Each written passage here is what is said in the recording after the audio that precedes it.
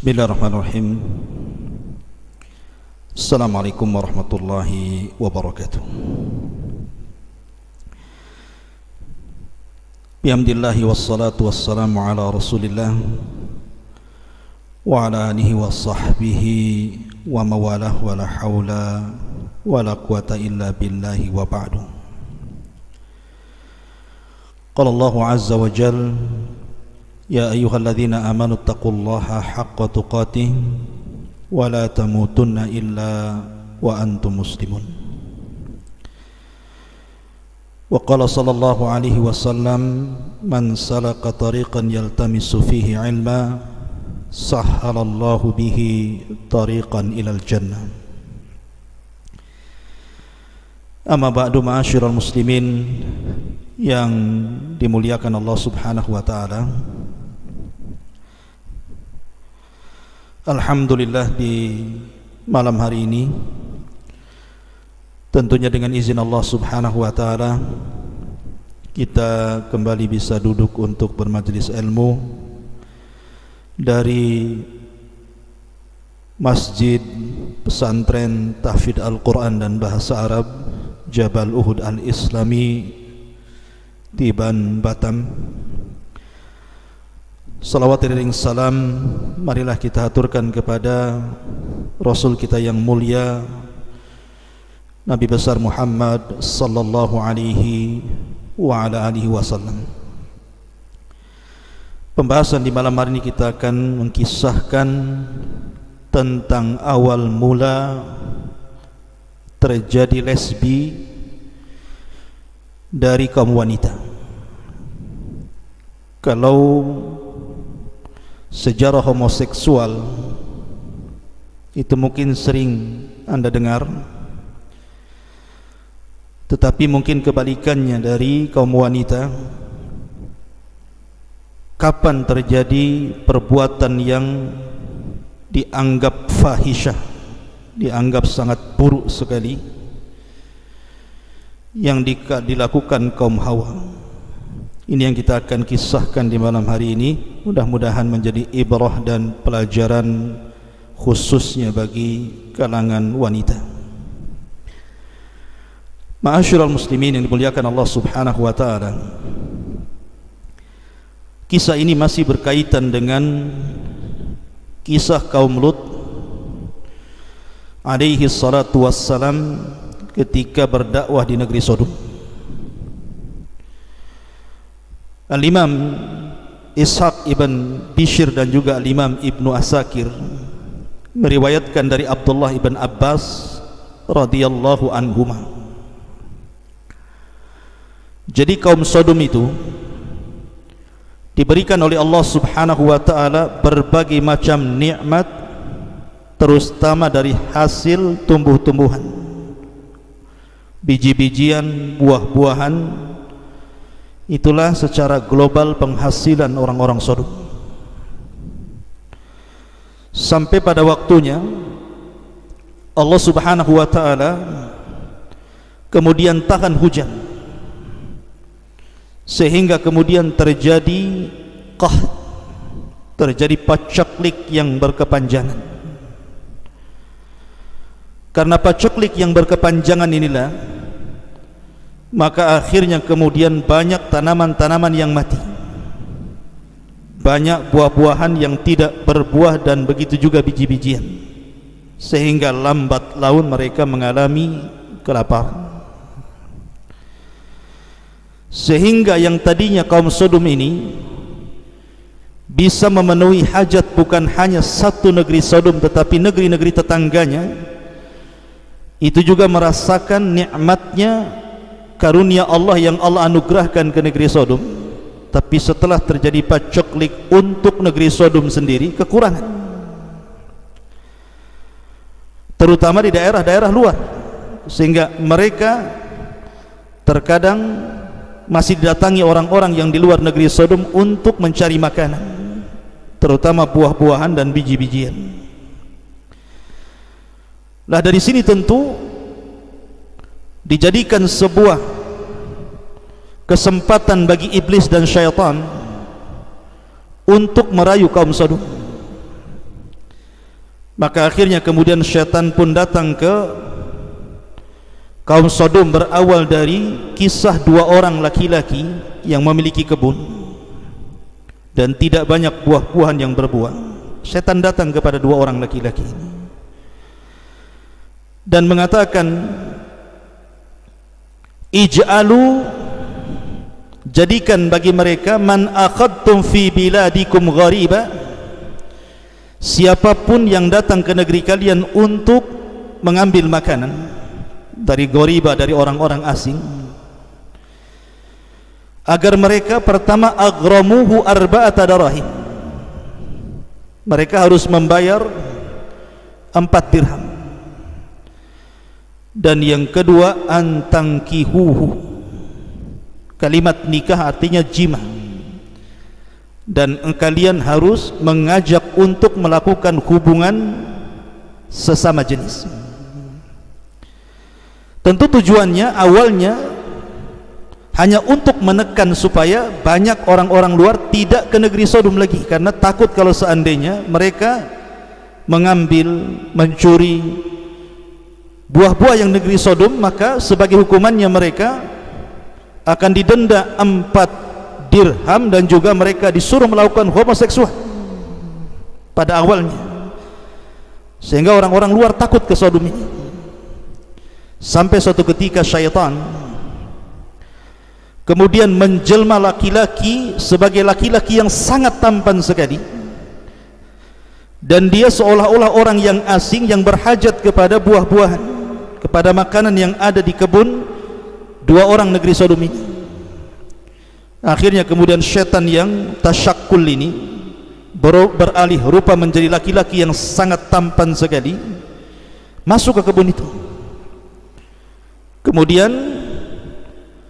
dua orang ini mengatakan, kalian tidak bisa mengambil begitu saja, sebagai hukumannya engkau harus melakukan homoseksual bersama kami dan juga membayar arba'atu darahim, 4 dirham. Karena memang syaitan ini tasyakkul dengan laki-laki yang sangat tampan, bahkan lebih cantik dibandingkan wanita. Tergiurlah dua orang Sodom ini akhirnya melakukan kejahatan ini. Inilah awal mula terjadi homoseksual. Sehingga kemudian karena sudah merasa nikmat, syaitan pun kemudian menghiasi mereka, mulailah kemudian mengajak kepada sesama teman mereka. Akhirnya lambat laun kemudian menyebar, bukan hanya sesama mereka, sampai kepada anak-anak laki-laki mereka diajari untuk melakukan homoseksual. Dari silah para wanita, istri-istrinya negeri Sodom ini, orang-orang Sodom ini merasa kesepian, karena suami mereka sudah tidak cinta lagi dengan mereka, tidak mau lagi berhubungan dengan mereka. Mereka sibuk melakukan homoseksual. Maka syaitan pun kemudian memerintahkan satu bala tentaranya dari syaitan yang paling cantik. Ada yang mengatakan namanya Laqis, syaitan yang menjelma wanita cantik ini namanya Laqis. Laqis ini kemudian tasyakkul menjadi wanita yang paling cantik, kemudian datang menemui wanita-wanita negeri Sodom yang mereka sangat sedih karena merasa mereka sudah ditinggalkan suami-suami mereka. Kemudian kata Laqis kepada mereka, biarlah para suami kita mereka melakukan homoseksual sesama jenis dengan sesama laki-laki. Kenapa kita tidak bisa? Sebagaimana mereka bisa melakukan hubungan homoseksual, maka kita juga bisa melakukan lesbi, hubungan sesama jenis antar wanita. Lah karena wanita ini sangat cantik sekali, akhirnya kemudian salah satu wanita dari wanita Sodom ini mencoba, dan syaitan pun menghiasinya, kemudian merasa nikmat dengan kemaksiatan. Akhirnya satu persatu diajaknya wanita-wanita negeri Sodom itu. Akhirnya terbalik dunia ini, yang laki-lakinya melakukan homoseksual, yang perempuannya melakukan lesbian. Na'udzubillah. Ma'asyiral muslimin yang dimuliakan Allah subhanahu wa ta'ala, lah ketika kaum ini sudah rusak seperti ini, yang laki-lakinya homo, yang perempuannya lesbi. Di sini Allah Subhanahu wa taala mengutus nabi yang sangat mulia, Lut alaihi salatu wassalam, di mana Lut dikirim kepada negeri Sodom, negeri yang paling rusak di dunia. Jadi Lut itu diutus kepada negeri yang paling rusak, yang belum pernah ada negeri serusak negeri Sodom. Makanya di dalam Al-Quranul Karim Allah mengatakan, walutan idh qala liqaumihi atatuna al-fahishata ma sabaqakum biha min ahadin minal alamin. Dan ingatlah ketika Lut berkata kepada kaumnya, kenapa kalian melakukan fahisha? Artinya fahisha itu masuk kepada homoseksual ataupun lesbian, itu disebut fahisha dalam Quran. Min ahadin minal alamin, ma sabaqakum biha min ahadin minal alamin. Di mana perbuatan kalian ini belum ada yang pernah melakukannya kecuali kalian. Innakum lata'tuna rijala syahwatan min dunin nisa bal antum qaumun musrifun. Di mana kalian mendatangi laki-laki karena mengikuti syahwat kalian dan kalian lari dari wanita, bahkan kalian termasuk kaum yang sangat berlebihan. Tetapi jawaban kaumnya justru mengatakan, akhrijuhum min qaryatikum innahum unasun yatatahharun. Usir saja si Lut itu, sok suci dia, jangan-jangan dia suka juga dengan laki-laki. Dalam ayat yang lain Allah Subhanahu wa taala menggambarkan jawaban mereka, akhriju ala Lut min qaryatikum. Usir keluarga Lut, bukan hanya Lut, keluarga-keluarganya usir. Innahum unasun yatatahharun, karena keluarga mereka keluarga yang so suci. Kemudian dalam ayat yang lain mereka pun kemudian mengatakan kepada keluarga Lut bahwa keluarga Lut adalah orang-orang yang gila. Dan begitulah para nabi selalu diejek dengan kata gila dan begitu seterusnya. Maka Lut alaihi salatu wassalam pun sabar dan terus berdakwah sampai pada waktunya Allah Subhanahu wa taala mengirim malaikat Jibril, Mikail dan Israfil. Ada yang mengatakan malakul maut, 3 malaikat menjelma laki-laki yang sangat tampan sekali, kemudian bertamu kepada Lut. Istrinya Lut ini berkhianat. Makanya Allah mengatakan, wa daraballahu mathalan lil ladzina kafaru imra'ata nuhin wa imra'ata Lut. Telah diberikan contoh bagi wanita-wanita kafir, 2 wanita yang berkhianat kepada hamba-hamba Allah yang saleh. Pertama istri Nuh dan istri Lut. Yang dimaksud berkhianat itu bukan seperti yang kita pahami, artinya melakukan selingkuh, tidak. Yang dimaksud berkhianat di sini, pertama istri Nuh, pengkhianatannya karena tidak yakin Nuh itu seorang nabi. Setiap turun wahyu yang pertama mengatakan gila itu istrinya. Sementara istrinya Lut ini karena cemburu dengan tamu laki-laki yang tampan, disangkanya Lut sama dengan kaumnya, suka dengan laki-laki. Akhirnya dia membakar kayu bakar, kemudian asapnya membumbung sebagai tanda bahwa di rumahnya ada tamu laki-laki. Datanglah preman-preman pasar, kemudian masuk ke rumah Lut. Dia mengintip dari celah-celah rumah Lut, maka mereka tergiurkan di dalamnya ada laki-laki yang sangat tampan-tampan itu. Maka mereka pun meminta menyerahkan tamu-tamu itu kepada mereka.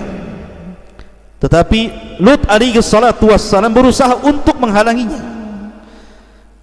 Makanya kemudian Lut mengatakan dalam sebuah ayat yang dijelaskan, ketika mereka memaksa untuk meminta tamu-tamu itu, Lut menawarkan anak perempuannya.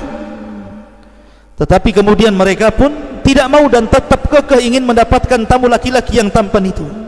Maka Allah katakan, walaqad rawaduhu an dhaifihi, dan sungguh mereka terus merayu Lut dengan cara lembut dan dengan cara kasar untuk mengambil tamu Lut itu.